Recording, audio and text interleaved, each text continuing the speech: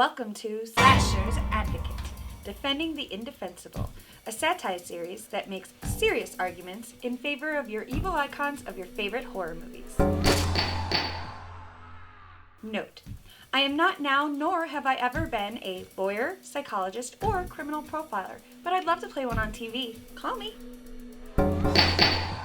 Quick note. So last episode I advocated for Billy by blaming a lot of his issues on his mother. Since Mrs. Loomis is now my client, prepare for me to throw Billy so far under the bus. Now, if you haven't seen Scream 5 yet, there are slight spoilers here.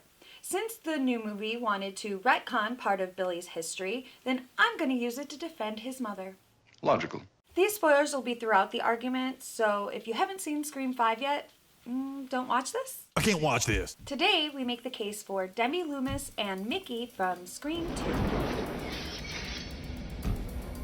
Accusation. Debbie Loomis is a horrible mother who abandoned her son and then blamed everyone but herself for his crimes.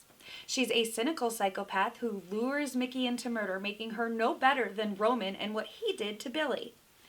And Mickey is an unhinged, short-sighted psychopath who is willing to attempt to blame movies for his actions in his quest for fame. Mickey is a sick fuck who wants to get caught. Yeah, see, I've got my whole defense planned out.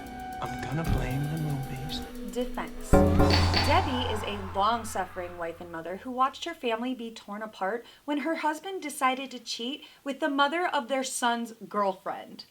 She left to try and regain her own mental health, only to find out her son committed horrible crimes because he couldn't handle his father's affair with Maureen.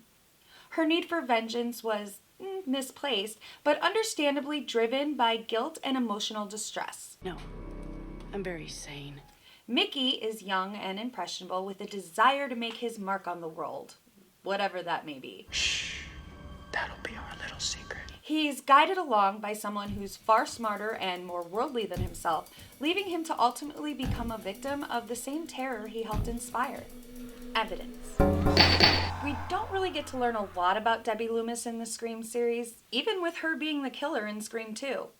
So a lot of what we do know is implied or assumed through common sense or a psychological lens.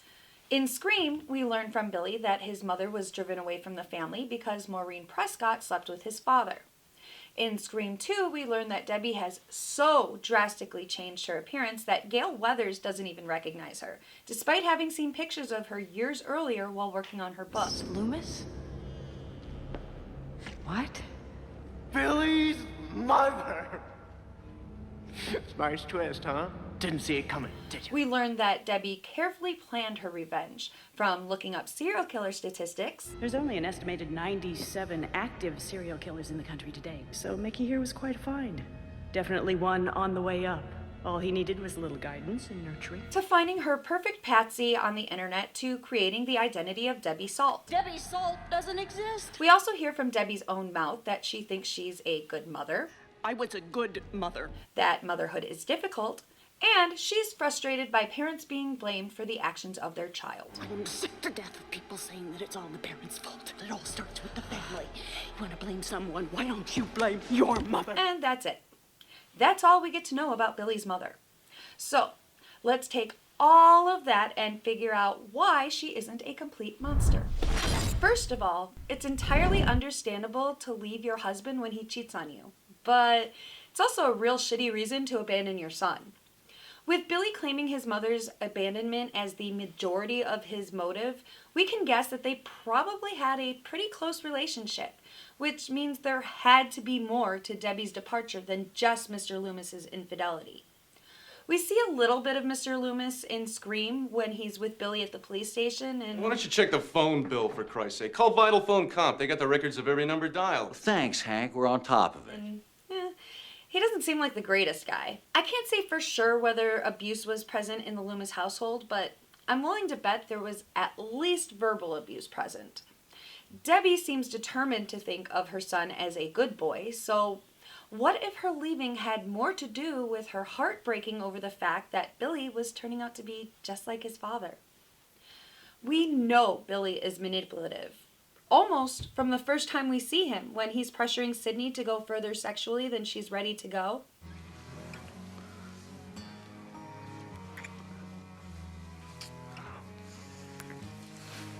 Okay, time's done. In Scream 5, we learn that Billy cheated on Sydney sometime during the last year of his life and fathered a child.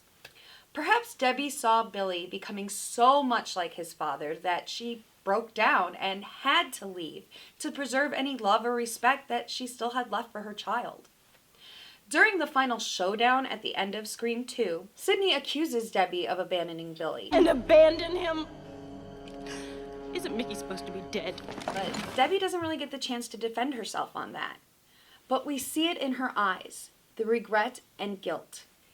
In that moment, we know that on some level, Debbie does blame herself. Rather than take her son with her, she had left him with the man he'd begun to emulate, which led to his downfall. But it hurts to blame herself, so she redirects her anger at Sydney, who was a victim merely trying to survive Billy when she killed him. But that moment of regret and guilt I mentioned a moment ago, it tells us a lot. Debbie claims Mickey is the crazy one, that she's perfectly sane and her motive is It's just good old-fashioned revenge.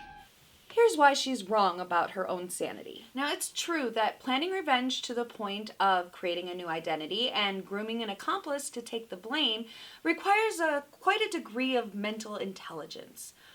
But the single-minded, obsessive way in which Debbie went about her plan shows that she wasn't in a stable state of mind. Remember, she also stalked Gale throughout Scream 2, even being bold enough to interact with Gale despite the danger of Sydney seeing her. This risk of ruining her plan just for the rush of being near one of her victims indicates an unsound mind. This is even more proven by her killing of Randy. Debbie admits to Sydney, Randy spoke poorly of Billy, and I got a little knife happy. someone who worked so hard on plans of revenge wouldn't deviate because of hurt feelings, not unless they weren't as mentally strong as they claim to be. Debbie's own complicated feelings over her marriage imploding, mixed in with her grief and guilt over the fate of her son, and left her to spiral into a depressive abyss.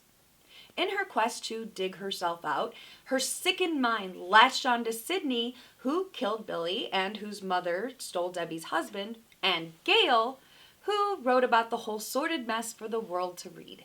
As more proof of Debbie's obsessive-depressive disorder, she loses so much weight and has so much plastic surgery that even Gale doesn't recognize her, despite having seen pictures of her in the past. Can't be. I've seen pictures of you. This is 60 pounds and a lot of work later. It's called a makeover. You should try it. Look a little tired yourself there, Gale. Billy didn't die that long ago, so how much effort did she put into changing her look in order to succeed at avenging him? Not enough to fool Sydney. Mrs. Loomis? Which is why it's even more crazy that she would take the chance to walk around campus just so she could annoy Gale. Debbie committed crimes, but she should probably be locked up in a hospital rather than prison. She couldn't handle her life falling apart, showing she probably wasn't that mentally sound to begin with. Her reaction to adversity was to flee without care as to whether she was abandoning her son, then create a complicated revenge murder plot to honor the dead son that she felt guilty for abandoning. This is not a well person. But she's not a psychopath. She was a woman pushed too far while not having the proper brain function to handle it. Mickey is the psychopath. Debbie and Mickey met on what they claim was a serial killer website. With the internet in 1997? Maybe. It was like the Wild West back then, and way less police since the internet was still considered a fad at the time. Oh, they have the internet on computers now. So a site or chat room like that could have existed. But here's the important distinction.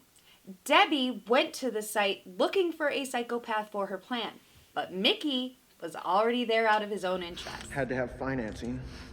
Tuition's expensive. Deb there, my backer. We met on the internet, psycho website, classifieds. And here's the thing about Mickey.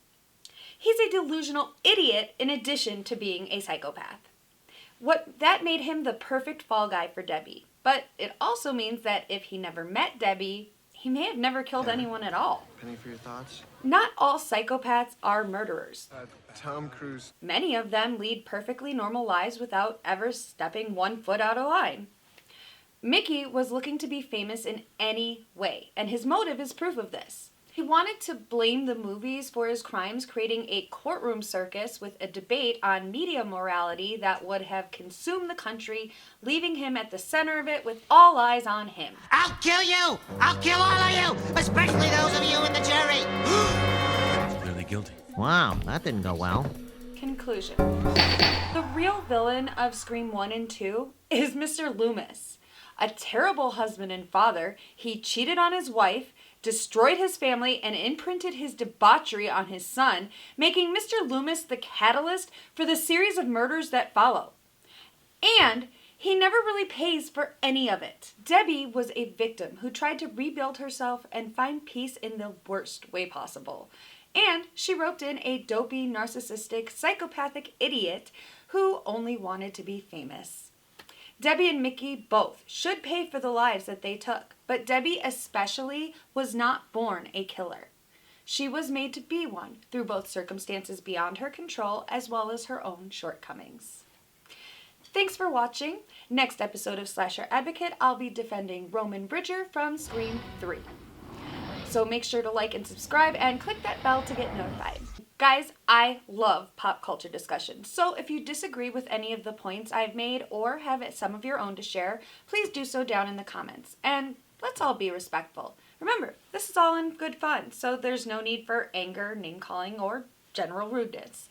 Let's be the awesome horror community that I know we are. Thanks for watching. Have a good night, good fight.